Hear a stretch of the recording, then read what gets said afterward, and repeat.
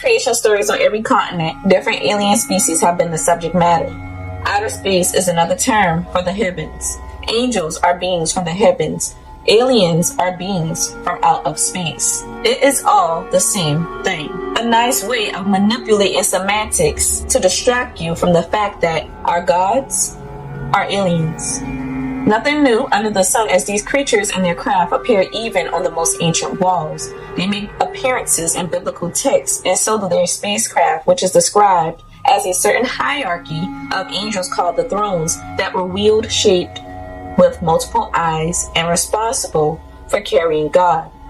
The modern translation: these throne angels that carry God are actually spaceships carrying extraterrestrials. And since the earliest creation stories say that extraterrestrials were actually responsible for creating mankind, our ancestors rightly called them God and gods. And I can bet that big bright light that will appear at the time of judgment, when God will take up his chosen people in the blink of an eye and leave behind the rest, this prophetic rapture is actually what will be soon known as the day when either one humongous mothership or armadas of spaceships come and abduct thousands and millions of people off the face of the planet Earth. Many UFO abductees speak of having the same thing happening to them. A bright light appears, and the next thing they know, they have been abducted within the blink of an eye. The rapture is indeed a massive alien abduction. The last cabinet-level United States Secretary of the Navy, who was also the first U.S. Secretary of Defense, James Vincent Forrestal, was heavily scrutinized when he argued against the continuation of suppressing information concerning extraterrestrials to America's public by means of gradually disclosing information to the public to prevent shock and panic.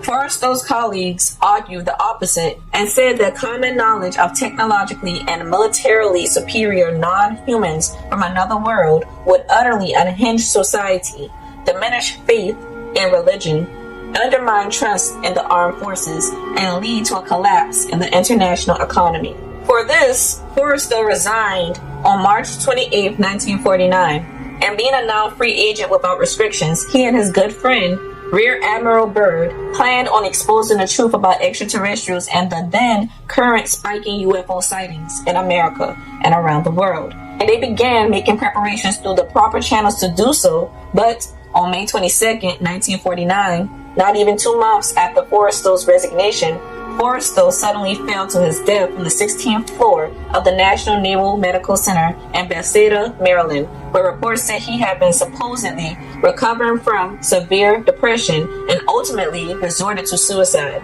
A cover-up for James Vincent Forrestal being assassinated by the government due to being a risk of exposing information that they did not want out.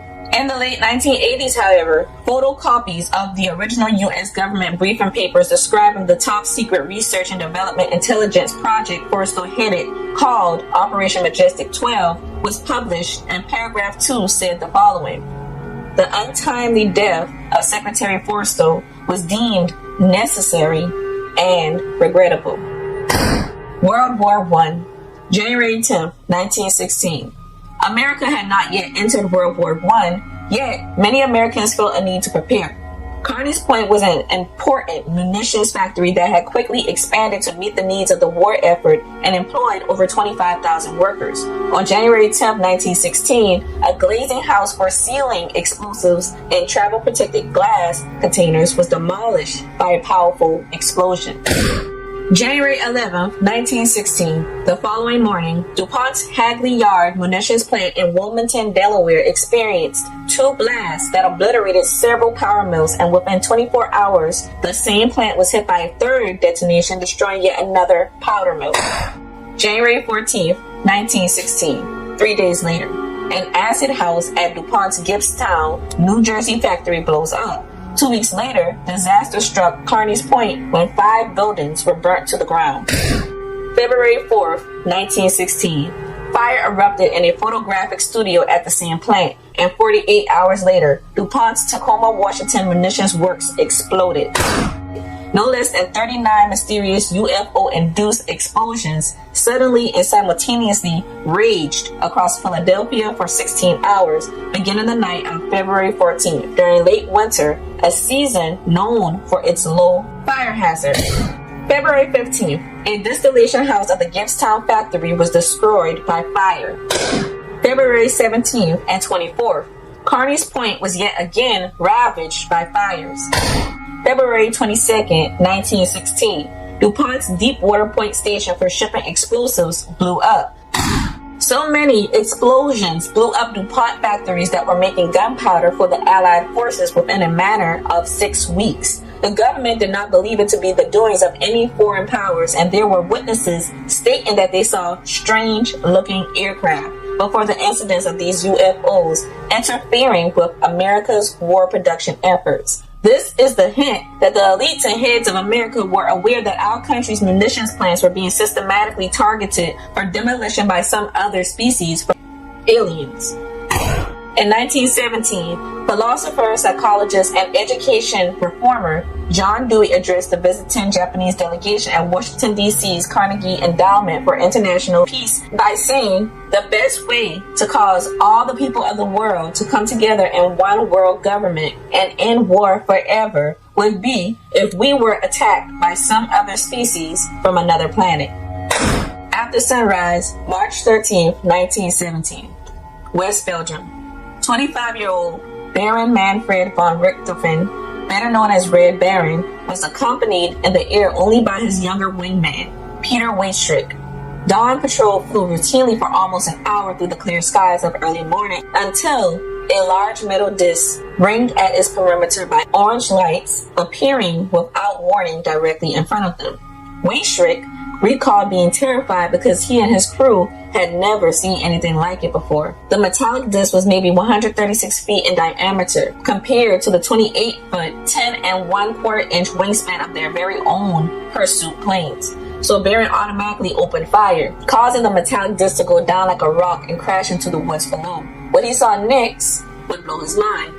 2 little bald-headed guys climbing out of the metallic disc and running away.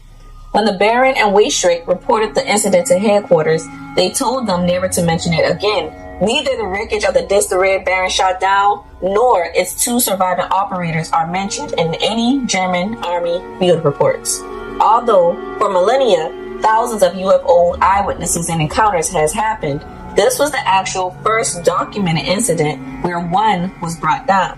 I am sure after being shot down for the first time, it threw the extraterrestrials off as they had never been attacked or been able to be attacked by mankind, at least not in a while since ancient times. But this incident occurred when the United States had just about entered World War I, when the United States was officially neutral but expected to join the then European War. So initially, the crew thought it was an aircraft sent by the United States. But later after the war, during the upsurge of UFO sightings in the later 40s, the crew then knew that the aircraft they had seen 40 years prior during World War I had not been sent by the United States. It was an intergalactic spacecraft.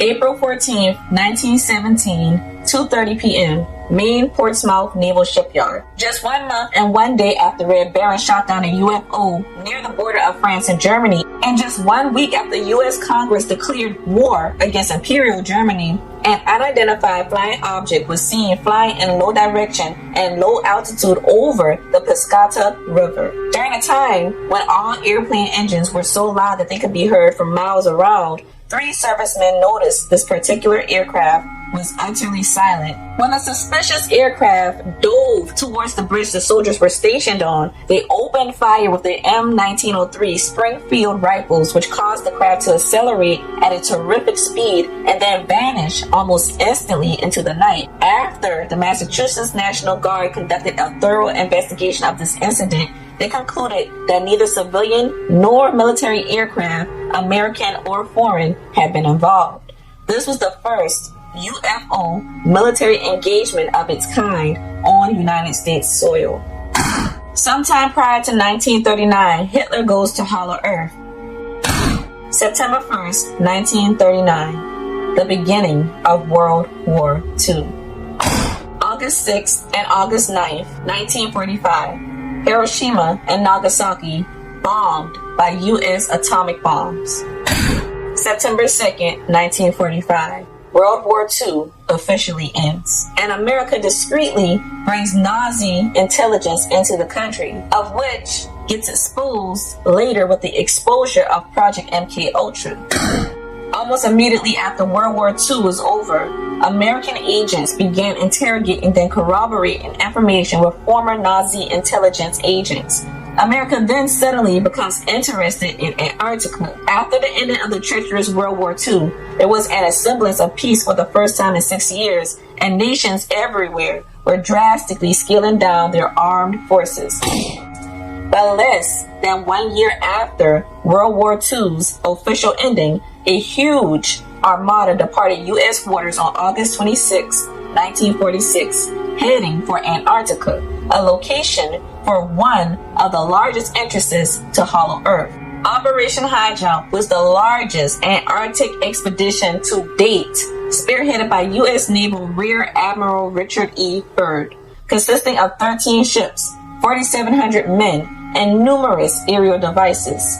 Interesting, considering Antarctica had always been there, but never before had anybody shown such interest in it, especially not to this extent. And not to mention, this expedition was also well equipped in full-on war gear for whatever in Antarctica, if need be. Previously, Antarctica was just seen as a massive, vast iceland that was uninhabited. So why the war-prepped expedition? The operation's flagship was the USS Philippine Sea, and at 27,100 tons, she was amongst the largest aircraft carriers ever built, powered by 8 boilers, 4 Westerhouse geared steam turbines for a combined 150,000 horsepower and a range of 20,000 nautical miles. On board were 100 fighters, dive bombers, torpedo bombers, arrays of 5-inch artillery, and 40mm Bofar anti-aircraft guns, 4-inch, 2.5-inch, and 1.5-inch steel armor protected the 888-foot-long hull hangar deck and conning tower. Accompanying the USS Philippine were other massive ships, a submarine which had 10 officers and 71 enlisted men on board, as well as multiple warships, tankers, and helicopters, all collectively known as Task Force 68. The guised mission of this expedition was quote-unquote research, but something did not quite add up. Why was there more war equipment than anything? In fact, there was very few research scientists and investigative equipment that was brought along. No personal training or equipment testing took place. No effort was made to explore possibilities for other base sites involving aircraft or ships. No practice maneuvers or exercises of the kind were performed. And just 40 days after reaching Antarctica, units were already withdrawing from Antarctica and headed to dock in South America for repairs, which terminated their mission, which had been scheduled from half a year to 8 months. Yet somehow, in less than 6 weeks, the aircraft had logged 220 hours with over 22,700 miles. This is as much hours and flying time it would take to fly over an area half the size of the United States. Yet this all happened in Antarctica. Half of Byrd's seaplane and helicopter forces had also been lost, and during the middle of whatever had happened, Byrd himself had gone missing for more than 3 hours while he was in an aircraft himself. Although every member of the expedition was under order to never discuss their mission with anybody outside of their task force, Admiral Byrd mentioned a few things to a Chilean publication, saying that his task force had ran into trouble and suffered many fatalities. On March 5, 1947, Chilean newspaper El Mercurio published a few more of Rear Admiral Byrd's words, stating, "Admiral Richard E. Byrd warned us today that it was imperative for the United States to initiate immediate defense measures against hostile forces threatening from the Arctic and Antarctic. The Admiral explained that he was not trying to unduly alarm anybody, but the cruel reality is that in case of a new war, the United States could be attacked by flying objects which could move from pole to pole at incredible speeds." Byrd stated that Task Force 68 was indeed thrown together with frantic haste, as though America was on the brink of war. It seemed that the higher ups in the government knew exactly what they were sending their troops in to do, but the troops were fed another story and mission objective. They all found out the real truth of their mission a bit too late, however. Rear Admiral Byrd reported stumbling across a lavishly green plot of land in Antarctica that had a very large opening in it that was home to an ancient advanced civilization of hollow earth beings. This hollow earth was overseen by an entity named the Master. The master of this hollow earth land told Byrd that he and their people never interfered with the ongoings of mankind until mankind tampered with a power they had no right to, which was the technology used and the use of the atomic bombs used to drop on Hiroshima and Nagasaki, Japan on August 6th and August 9th of 1945. The master of hollow earth told Byrd that he had sent warning to the leaders of mankind, but to no avail, and his warnings thus far have been ignored. In fact, in January of 1945, Washington State's Hanford Engineering Works plant in Richland began processing plutonium for the manufacturing of nuclear weapons. The facility had been built near the Columbia River, which cooled the site's reactor piles. These were necessary for the building of the 2 atomic bombs that were eventually dropped on Hiroshima and Nagasaki. Because of this area was the most top secret and best guarded location in North America, and its vicinity was strictly off limits to all aircraft. So it was a bit alarming when a blip appeared on radar operators' instrument screens late January of 1945, just 7 months before the actual bombing of the atomic bombs in Japan. These operators alerted Pasco Naval Air Station 60 miles away, and 2 night fighters were sent to intercept the intruder. One of the airmen, Richard Brown, was able to make out the intruding aircraft and noted it was a blinding red ball of fire before it flew off at an unapproachably fast speed in the direction of Seattle and then vanished off the airbase's radar. Over the next 4.5 months, similar incidents occurred over the plant.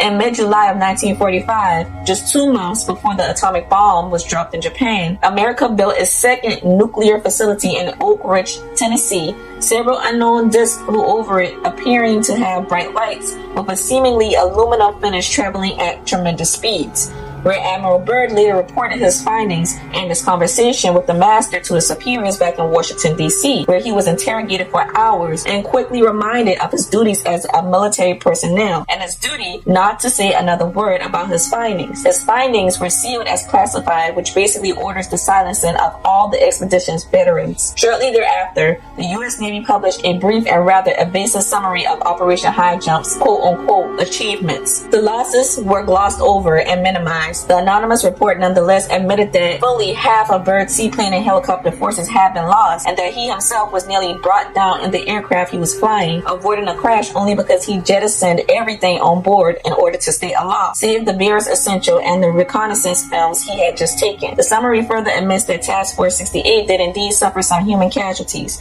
but all these casualties were nicely covered up by the government as being a result of accidental causes. The Soviets, however, were not so privy. It is not appalling that Joseph Stalin knew far more about the reality on Operation Highjump than American people did.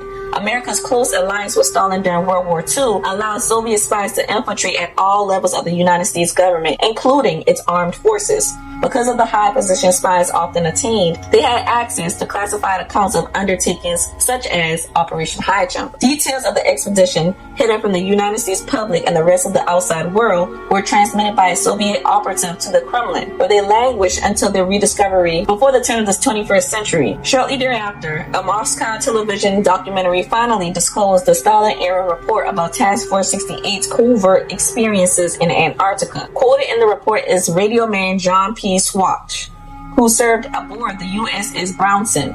Swatch said, "We observed the following. On the horizon, a bright colorless light. We thought it was another ship. We were below the Antarctic Circle in uncharted waters off of Carquet Island in the Weddell Sea. Our radar was activated to no avail. I and my shipmates in the pilot house portside observed for several minutes the bright lights that ascended about 45 degrees into the sky very quickly. We could not ID the lights because our radar was limited to 250 miles in a straight line. Our quartermaster, John Driscoll, recorded this in our log. Nearly 3 hours later, the lights, 5 of them, reappeared in the same area of the Weddell Sea and began to rapidly close on the destroyer. Commander HMS Gimber ordered the ship's 40mm Bofors anti-aircraft guns and 20mm Oerlikon cannons to commence firing on the objects, which flew over the Brownson at high speed and low altitude, about 200 feet, without achieving any hits. According to the Soviet espionage report, this encounter opened a series of brief but fierce skirmishes that lasted over the next several weeks, resulting in dozens of officers and men killed or wounded.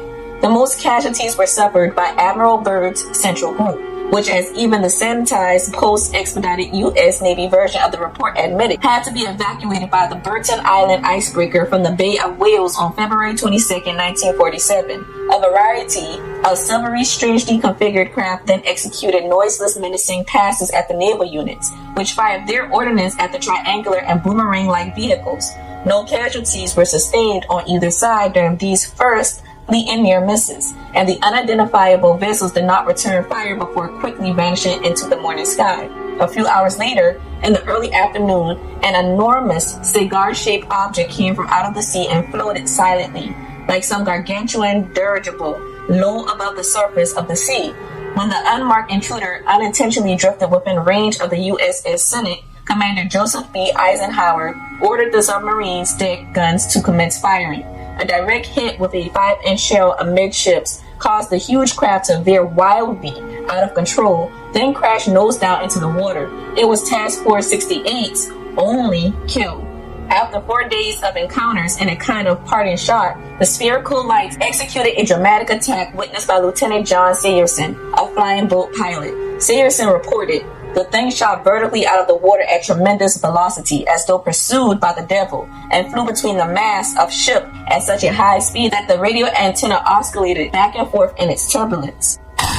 Not so coincidentally, in 1955, a cigar-shaped UFO was spotted over Palomar Gardens, California, by a man named George Adamski. This was not Adamski's first rodeo with sighting and photographing UFOs. As a matter of fact, in 1952, Adamski reported that he had met and conversed with a visitor from Venus in a California desert who communicated with him using a combination of hand gestures and mental telepathy. Adamski would later have multiple conversations with this Venusian figure who sometimes came with other entities from Mars and Saturn. Adamski wrote about being taken on board a scout ship that flew him to an enormous mothership that was hovering over Earth, and then being given a ride around the moon while being disclosed to information about Venus. Adamski was told that every planet in our solar system was populated with human-like inhabitants, humanoids, and so was the dark side of Earth's moon. The Venusian figure who was so hospitable to Adamski was a man called the Master. The Master was also the name of the same entity that was the Master of Hollow Earth that Admiral Byrd spoke to. And it is interesting that he is from Venus. Just like Lucifer is said to be the morning star, Venus, just like at the bottom of Hollow Earth, which is situated in the South Pole, Antarctica, and Dante's Inferno, the entity at the bottom of Hollow Earth is Lucifer. This is the bottomless pit spoken about in religion. This is the inner earth realm spoken about in all religions of the old, matter of fact, where all old religions can agree that there are entities inside the planet, whether they be good, bad, neutral, or other. Over on this channel, I am unbiased about figures considered evil in religion, as everything is not what mankind has been fed for centuries when you dig a lot deeper. In a nutshell, most of the public knows about the Roswell crash that occurred in July of 1947. Most of us has seen the video leak of the alleged extraterrestrial that was inside being dissected. We know about how the government covered up this incident by saying that it was a weather balloon. But eyewitnesses begged to differ and were silenced, and at the end of their lives revealed truths and artifacts and stories that made much more sense than the narrative that was spun during the initial cover-up. Earlier, I mentioned a man named James Vincent Forrestal, a man who 2 weeks after the Roswell UFO crash of 1947 was elevated from his position as Secretary of the Navy to Secretary of Defense only 2 months and 2 weeks after the Roswell UFO crash, and he was later rewarded the Medal of Honor by Harry S. Truman himself. Not to mention, Forrestal was the first Secretary of Defense. Why?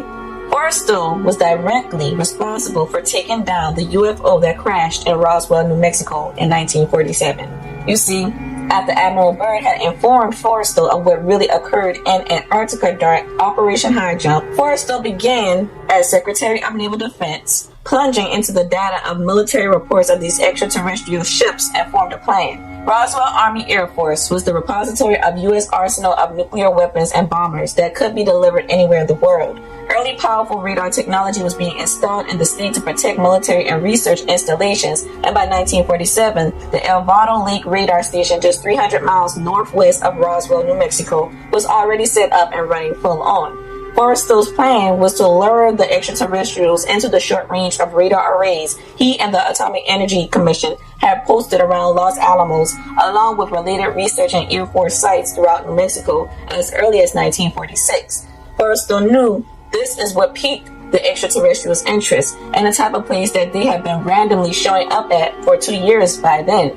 This was the trap. The plan was to lure them into this area, and when the craft descended low and slowly enough for radar operators to track their position, then high-intensity radar energy would be concentrated at the UFO to bake their interiors at 400-degree Fahrenheit plus temperatures, to essentially turn them into a flying microwave. For years, they had been testing this technology on flying birds, and sure enough, just 4 months after Operation Highjump had been aborted, a pair of silvery discs appeared over the trap spot. Its position was forwarded to radar operators who, as planned, zapped them with intense microwave transmissions from multiple machines. One ricocheted off a 6,000-foot ridge north of Capitan Peak, then crashed southeast of Corona, 30 miles north of Roswell, New Mexico, which is where ranch foreman William Brazil found clusters of debris on Foster Ranch, 30 miles outside of Roswell in an area known as the Plains of St. Augustine. The occupants of the crafts were instantly cooked. The Roswell mortician who examined those alien corpses observed that the skin was black and the poor condition of their bodies likely due to physical impact and burning. The exact same trap and microwave to death plan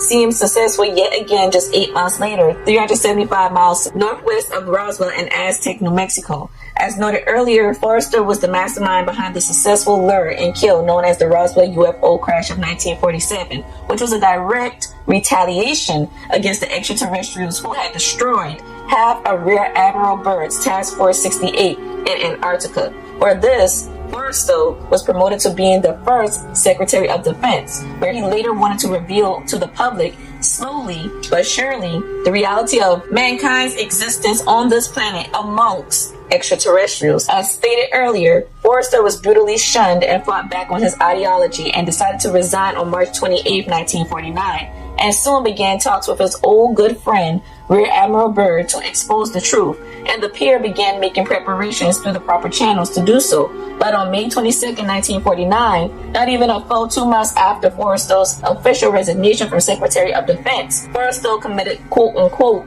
suicide, but later discovered documents prove it was actually an assassination that the government deemed unfortunate yet necessary.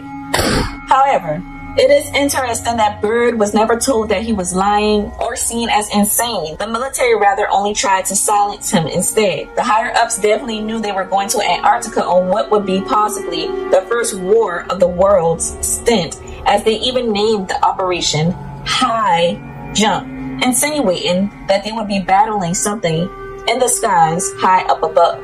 Later, more and more countries would venture to Antarctica, and the Antarctic Treaty was made. It does seem that the aliens in the Antarctic, quite frankly, whooped America's ass. So much for America never losing. America actually went to the end of the earth to wake up the real sleeping giant. And you know what they say, if you go looking for something, you are going to find it. For more discussions of conspiracy theories or odd and unusual things that happen on this planet or in outer space or anywhere, please like, comment, and subscribe. I will not let you down.